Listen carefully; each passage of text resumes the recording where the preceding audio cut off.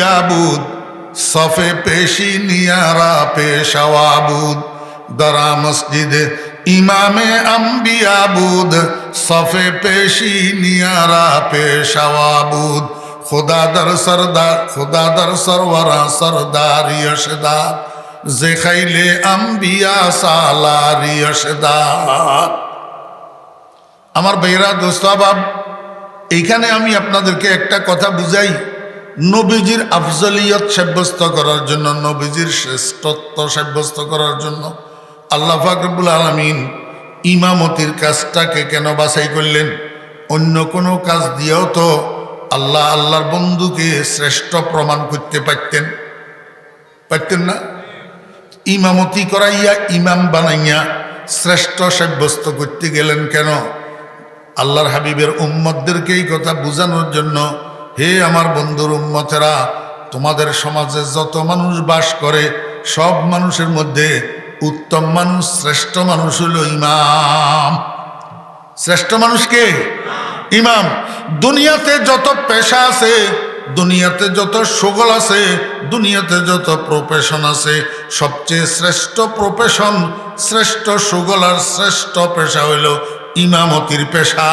মসজিদের মধ্যে যত মানুষ ঢুকে আর বাইর হয়, ওই প্রবেশকারী আর বাইর হনেওয়ালা যেই মানুষগুলা, এদের মধ্যে প্রেসিডেন্ট থাকতে পারে, প্রধানমন্ত্রী থাকতে পারে, মন্ত্রী থাকতে পারে, এমপি থাকতে পারে, সচিব থাকতে পারে, জজ থাকতে পারে, ব্যারিস্টার থাকতে পারে, ডিসি থাকতে পারে, এসপি থাকতে পারে, চেয়ারম্যান থাকতে পারে, মেম্বার থাকতে পারে, মসজিদ কমিটির সভাপতি থাকতে পারে, সেক্রেটারি থাকতে পারে, ক্যাশিয়ার থাকতে পারে, মসজিদ কমিটির সদস্য থাকতে পারে।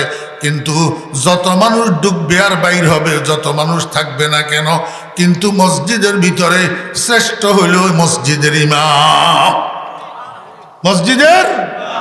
এই জন্য আমার ভাইরা দোস্ত আবাব, আল্লাহ পাক রব্বুল আলামিন আল্লাহর বন্ধু মুহাম্মদুর রাসূলুল্লাহ সাল্লাল্লাহু আলাইহি ওয়াসাল্লামের উম্মতকে এই কথা বুঝাইতে চায়, ও দুনিয়ার মানুষেরা, তুমি যত বড় শিক্ষিত হও না কেন, যত বড় ধনী হও না কেন, যত বড় জ্ঞানী হও না কেন, যত বড় ক্ষমতাশালী হও না কেন, যত বড় পদের মালিক, যত বড় চেয়ারের মালিক, যত বড় সম্মানী হও না কেন, খবরদার মসজিদে যাইয়া ইমামের সাথে তাফালিং করিও না, ইমামের সাথে গরু ছাগলের মতো ব্যবহার করিও না, ইমামের সাথে দুর্ব্যবহার করিও না। কারণ মসজিদে তুমি গোড়ার ডিমও কিছু না, ইমাম হইল সর্বে সর্বা। তুমি মসজিদ কমিটির সভাপতি, তুমি মসজিদ কমিটির সেক্রেটারি, কি মনে করো মসজিদ কমিটির সভাপতি আর সেক্রেটারি হওয়া মানি বড় তালগাছ হইয়া যাওয়া নয়। মসজিদ কমিটির সভাপতি আর সেক্রেটারি হওয়া মানি মসজিদের খাদেম হওয়া। ও মসজিদ কমিটির সভাপতিরা, সেক্রেটারিরা নিজেকে যদি মসজিদের খাদেম মনে করো, তো কিয়ামতের ময়দানে এই সভাপতি হওয়া, সেক্রেটারি হওয়া তোমার নাজাতের জন্য ওসিলা হইয়া যাবে। আর যদি সেক্রেটারি সভাপতি হইয়া মসজিদের মধ্যে তাফালিং করো, বড়ত্ব জাহের করো, ইমামের সাথে গরু ছাগলের মতো ব্যবহার করো, তো মনে রাখিও এটাই তোমার জাহান্নামে যাওয়ার জন্য কারণ হইয়া যাবে। খবরদার, আল্লাহু আকবার। মসজিদের ইমামের কোনো ভুল যদি হয়, সে পাইলে সেটাকে শুধরাও। মসজিদের ইমামের বেইজ্জত করি মসজিদ থেকে বাইর করিও না, অপমান করি বাইর করিও না। পাইলে উনাকে শুধরাও গোপনে গোপনে। আর যদি শুধরাইতে না পারো, তাহলে সসম্মানে উনাকে বাহির করি। তোমরা তোমাদের বুঝমতো আবার ইমাম নিয়োগ দাও। কিন্তু মনে রাখিও, এক ওয়াক্ত নামাজ যার পিছনে ইক্তেদা করি পড়ছ, উনাকে অপমান করার এখতিয়ার তোমার নাই। দরা মসজিদ ইমামে আম্বিয়া বুদ, দরা মসজিদ ইমামে আম্বিয়া বুদ, সফে পেশি নিয়ারা পেশাওয়াবুদ।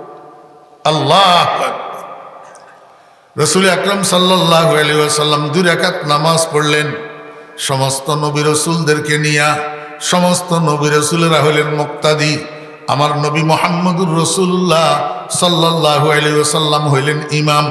এই জন্য আমার নবীজির 100টা নামের মধ্যে, নবীজির কয়টা নাম?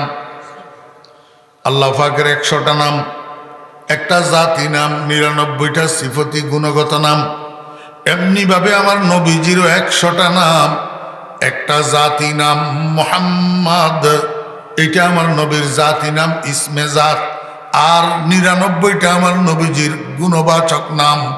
এই গুণবাচক 99টা নামের মধ্যে একটা নাম ইমামুল আম্বিয়া ওয়াল মুরসালিন।